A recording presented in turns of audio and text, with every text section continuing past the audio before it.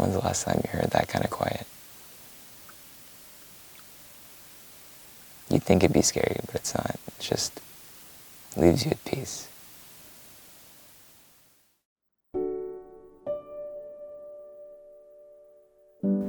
An old Sama tale goes something like this. An elder widower found a sea turtle and he brought it home to care for it. After a while, the turtle transformed into a beautiful lady and started to care for him. He took her as his wife, and from the union, a crying child was born. Out of frustration, the man called his child the son of a turtle who is always crying. His wife got angry and told him that if he loses his temper again, she will leave and transform back into a turtle. He wasn't able to control his anger, and eventually the wife left. Now each time the child is hungry, he needs to bring his son to the coral reef so that his mom can feed him.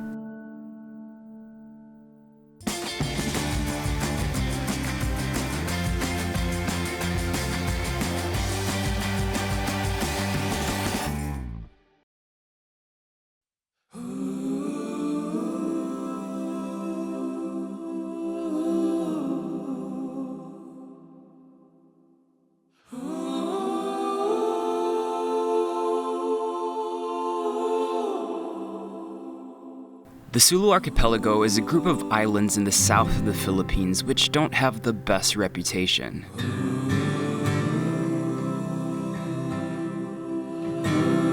Tawi-Tawi is the last province of the country and is actually closer to Malaysia than it is to any other province. Just take a look at this map. It consists of 11 municipalities and many beautiful untouched islands. I've been wanting to come here for a while now, so when the opportunity arose to join Gina Lopez on her test tour in Tawi-Tawi to try and help the local community, I jumped on the chance immediately. The concern is with good reason. The Sulu Archipelago has been known for years to be home to terrorist cells, kidnappings, and tribe wars that always seem distant to us city folk, yet very real, evoking fear each time these islands are mentioned or provoking travel bans and warnings. However, from all the people I talked to, from the military to NGOs, I found that Tawi-Tawi was a place of peace, where people are working hard to change their image and showcase their culture. Well, I think the stigma is a lot of people still think it's not safe, right? Yes, but Tawi-Tawi is easy to say. When Ma'am Gina said it's safer. It's safe, yeah. Place in Metro Manila. Everyone I asked, they were telling me, they were saying, "Are you sure?" and everything. I was like, but everyone I've talked to said it was very safe. At least in this place, because we are surrounded by government enforcers. Yeah. So it's still highly militarized. But the military is friendly. Of course, of course. Their presence, unlike in other places, once presence of military connotes something. Yeah. But in here, it's okay. I heard, there was a saying where they said all the peace-loving people came to Tawi-Tawi.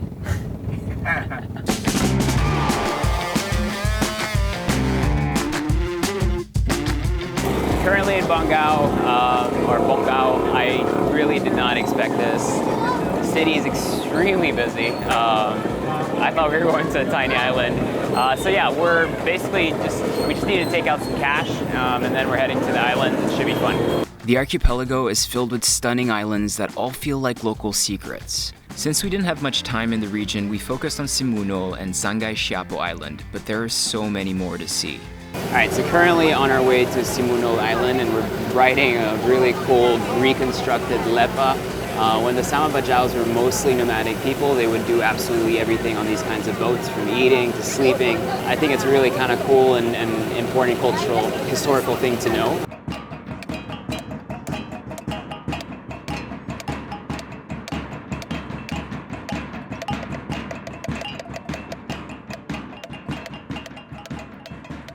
Quick 45-minute boat ride just across where you can see Bongao Island over there. Simunul is behind me where we're going to be staying overnight. And this small island forgot the name, I'll say it later. What I'm really excited about is two things actually.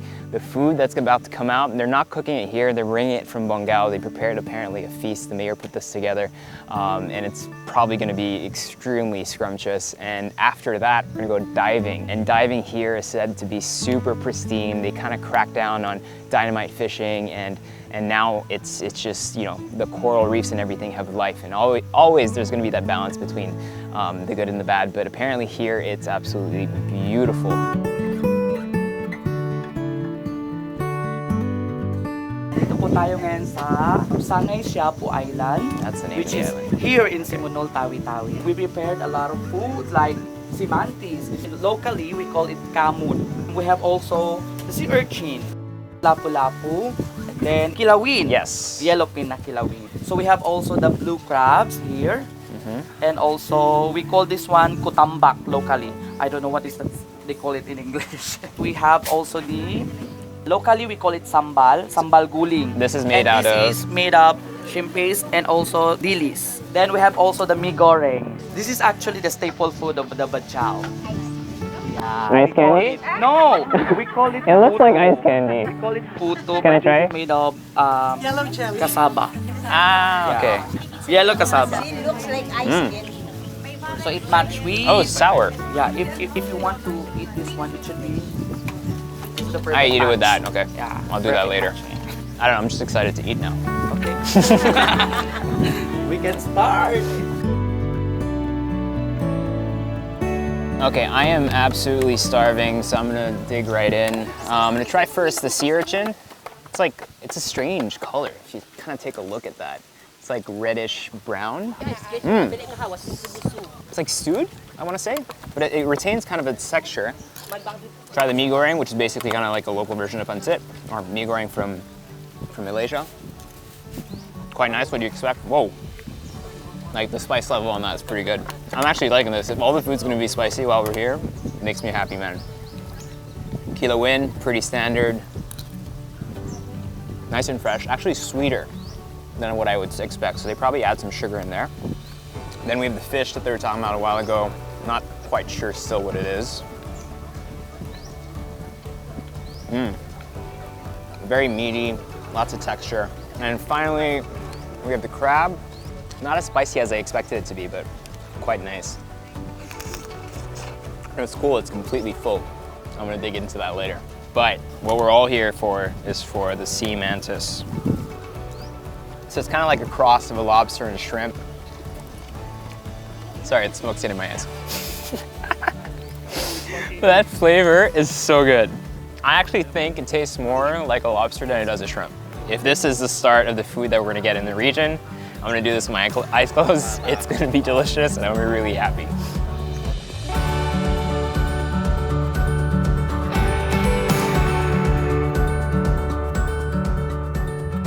So we just got off the boat. Sea legs are kind of like still there, still a little dizzy, but we're now in Simunul Island, where we'll be staying in some houses here in town. And then tomorrow there's just like a whole day of activities planned.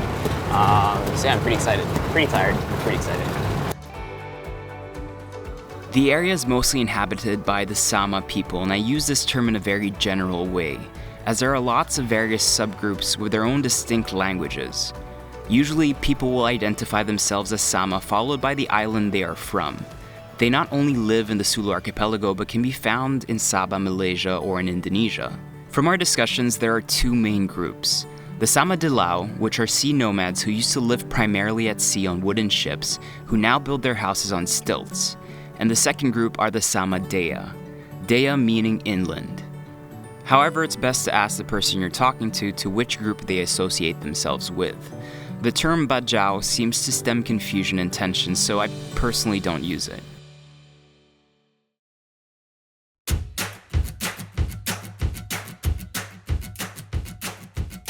They found a big boy, about 50 kilos, 60 kilos, but it took them 2 days to do it. So like a long overnight over at the Celebes Sea, and it's a big one.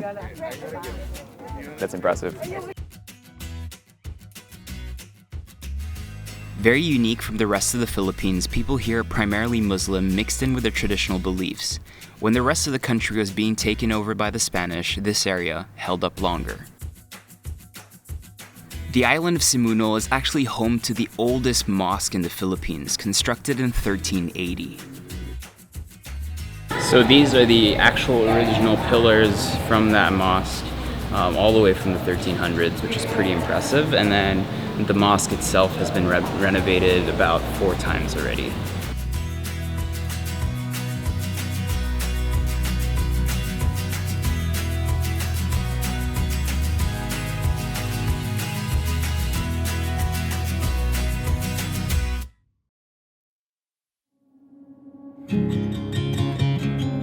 The people here live close to the sea, and many of their myths and tales are centered around the ocean. Being part of the Coral Triangle, Tawi-Tawi is one of the global centers of biodiversity. So we suited up to see this for ourselves. Okay, this is the dry spot.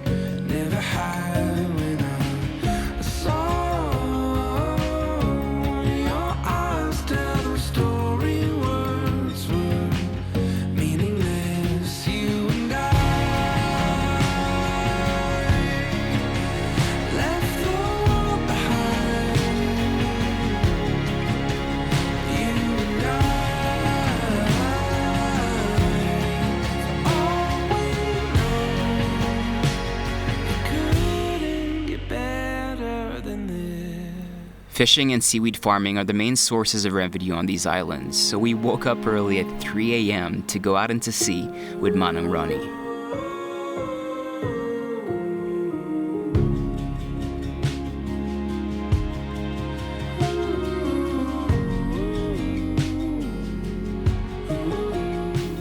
We fell on a strong and silent type.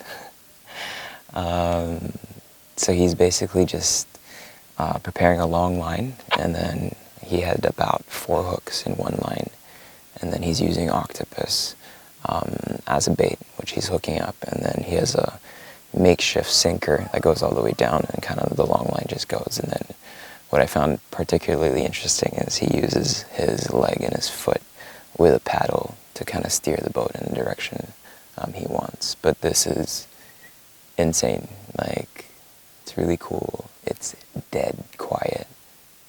While we were driving, we couldn't show you because it's hard to shoot, but there was plankton, like fluorescent plankton, and then each time we shine the light down, you see these kind of like glow-in-the-dark things popping up. I have no idea what it is, but I'm sure night diving here must be insane. There's no moonlight, so we're not really guided, so we're really just kind of navigating in the pitch dark. Yeah, just peaceful, I guess. When's the last time you heard that kind of quiet? You'd think it'd be scary, but it's not. It just leaves you at peace. It's 5:30. As you can see, the sun is rising now, so we've been out for about 2 hours. Being out here kind of reminds you of a couple of things. One, that it takes a lot of hard work, patience, and perseverance to actually catch fish. When you think of food, a lot of people look at it as a commodity because you go to the market and it's there, but you don't realize the amount of work that goes behind actually catching it. And the traders who actually do trading, or the exporters, that's where all the margins are added. But at the basis, none of that would be possible without this. And these guys get paid the least. So think about that next time you buy fish. After a quick little nap, we headed to explore the rest of Simunul on some bamboo bikes. All right, so we're currently riding the BAM bikes made by Brian here behind me. They're made in partnership with Gawad Kalino, which is really cool. All of this is made from bamboo and obviously just some steel and stuff, right? Yeah, abaca from bee coal to bind the joints and act as like a natural carbon fiber. Nice. And so what are the bikes doing here? So here in Tawi-Tawi, we're working with the I Love Foundation to try and create sustainable livelihood for the people through BAM bike eco tours. So creating bike routes to the far-flung destinations so that you can kind of explore and not need to burn gasoline wherever you're going, and just be able to enjoy the ride and the natural beauty of the place. Nice. And Gina's teaching us that she still got it. This area being very remote, life is very different from what you might expect. Trash, water, livelihood, and electricity can be quite difficult. We were accompanied in this trip by Ilak Diaz, who runs Litters of Light, a company that helps isolated communities set up low-maintenance solar lights. This just shows that tourism could benefit this area greatly. However, it has to be done right, progressively, and in coordination with local customs. So do you want World War or Legend 2? I want Legend 2, that's my name. There you go. Alright, so we managed to convince the fishermen, because we saw them racing in these little speedboats a while ago made out of wood, and we managed to convince them to lend us their speedboat so that we can race against each other. This was actually Brian's idea. This is his idea. We're gonna make this happen. Rubbing's racing. Rock and roll.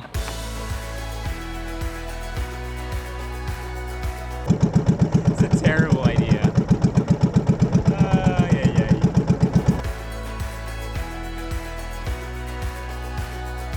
Peace out, guys. I'm winning. I'm having engine problems. So I clearly lost that race, all 4 races. My boat was called Legend 2, and we had 2 epic engine failures. How does it feel to be the winner? Do you want to thank anyone? Speedy, call me Speedy de la Tawi-Tawi Gonzalez. What was your boat name? Legend. You were I was Legend 2, Really? and I had 2 engine breakdowns. Well, some people try to be legends and some are just the original. Tired and inspired, we top-loaded the speedboat under the stars on our way back to Bongao. 3 magical days. I've been wanting to go to Tawi-Tawi for the longest time, and it really did not disappoint in terms of expectations versus reality. It's really its own place. It feels like its own country. It has its own cultural norms, its own food. It's such a special island. It's such a special province that I wish more people would be able to experience. I get the stigma of fear and I get the stigma of security, and they just seem to be in a very not the ideal location, especially because they're next to islands that are known for heavy conflicts. But everyone I met here said that it was super peaceful and super safe, and we never felt unsafe in everything that we did. So hopefully that opens up a little bit. You really feel like what's great is the cultural heritage is so strong. People live the way they've been living for years and years, but you also do feel like there's a need for people to live slightly more comfortable lives and be able to have more revenue in a more sustainable way. Because with the fishermen, it was up and down all the time. They have to go further. So there's also a situation where you do feel like the communities could benefit from tourism, and I really hope that the tourism that does happen is a sustainable one, where it's slow, takes its time, and really respects the local environment, the local culture, has a strong educational aspect to it, where people can really take care of the land and appreciate it for what it is, and also the locals can learn to really appreciate their land and be proud of it, because I think that's the most important thing. We're heading to Zamboanga now, so make sure you guys check out those videos. Peace!